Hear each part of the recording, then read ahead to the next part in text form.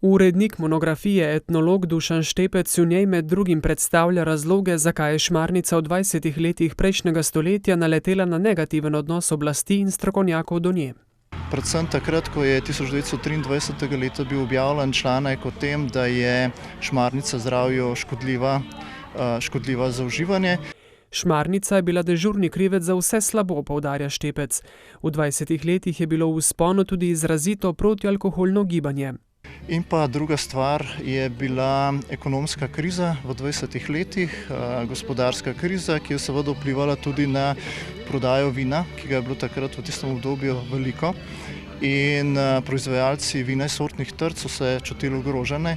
Šmarnica je alkoholna pijača, poudarja sodna izvedenka za forenzično toksilogijo Majda Zorec Karlovšek, a hkrati dodaja, da trditev, da je metanola v Šmarnici preveč, ne velja.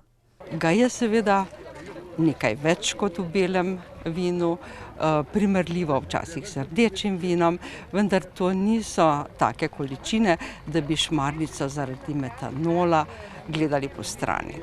Tako da Šmarnica nekako se uvršča, bom rekel, na varno stran, torej niso te vsebnosti pretirane, previsoke ali recimo zdravju nevarne.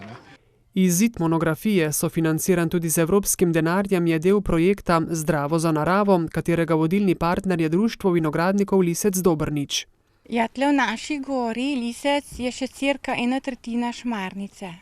In vinogradniki kar obdržijo te Šmarnico tako. Ja, to je vse ljubiteljsko, to vsak mogoče po kakšnih 500 litrov, to je že veliko, ne. Znotraj projekta so razvili še 4 nove skupine izdelkov: sok in marmelado iz Šmarnice, tinkturo iz koprive in tropoca ter eterično olje bora, sivke in brinja.